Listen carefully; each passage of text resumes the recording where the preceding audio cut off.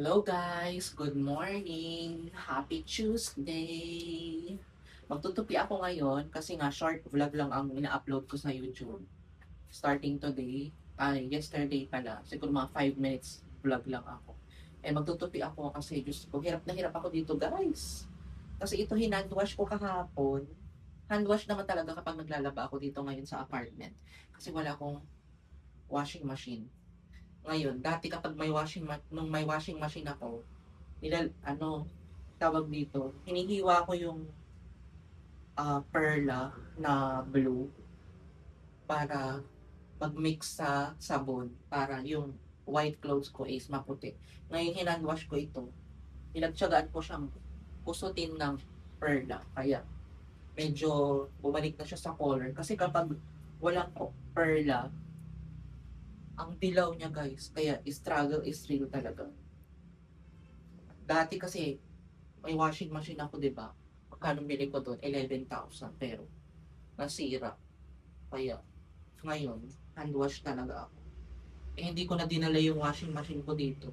Iniwan ko na doon sa old apartment. Pero okay lang kasi para meron akong ginagawa. Exercise ko na din. Yun nga lang, sumasakit yung dito ko. Di ba?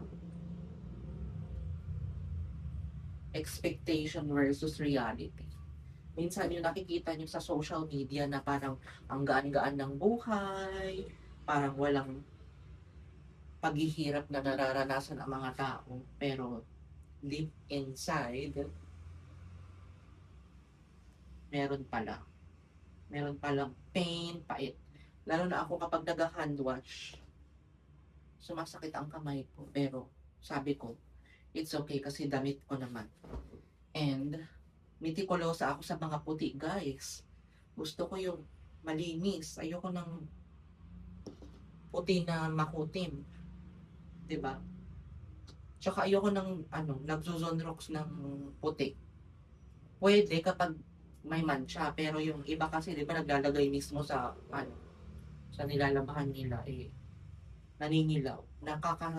Nagkukos kaya ng yun, yellow color sa damit. And yun. Nakapag 2 glass of water na ako. Pero yung una is warm water. Tapos yung pangalawa, nilagyan ko ng sea salt. Tapos, green tea na matcha. Ay, nako, Diyos ko ang buhay. Sabi ko, nung pagkalipat ko dito, sabi ko, bibili ba ako ng washing machine? Pero, guys, 11,000 or what? Okay lang naman sa akin na wala ng washer, kahit spinner na lang.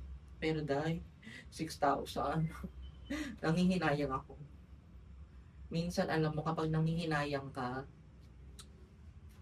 nagkukos din ng trouble. Like ako, sumasakit yung mga katakatawan ko, kakapiga. Kasi yung mga kumot ko ang bibigat eh. Kaya sabi ko, yung friend ko si Ate Marge, ibibigay ko na lang yung mga kumot ko na makapal dyan para mawala na dyan sa aking storage. Kasi yung lagayan ko ng mga damit at saka mga kumot is storage. Kasi ayoko mag-cabinet kasi nga diba ako ay lumilipat all the time. So yun. And ano ba? Maglalaba din ako ngayon ng mga cream. Kahapon, Lunes, nilabahan ko itong mga puti. Ngayon, cream na color ang lalabahan ko. Siguro mga lang yun. 5 pieces. Tapos, sa Wednesday, colored clothes. Ito mga ganito. Tapos, Friday, maglalaba ako ng cobre kama. Kasi nagpalit ako ng cobre kama nung linggo. Every Sunday, nagpapalit ako ng cobre kama. So, yun. And itong tuwalya din, maglalaba din ako. Kasi kapag naglalaba ako, gusto ko everyday, paunti-unti, hindi yung isang bagsakan. At least yung parang exercise ko na din sa kamay. Pero, yan, dito ang sumasakit. Pero nakawala naman siya. Pero minsan, sumasakit talaga siya. So yun, struggle is real. Expectation versus reality. Sabi nila, wow, ang galing-galing mo naman. Parang wala kang ginagawa sa tirahan mo. Oh my gosh. Ipakita ko pa ba yung pagkukusot ko ng mga damit? Paloka. So yun guys, short vlog lang ito. And bye. Thank you guys for watching. Ingat kayo lahat.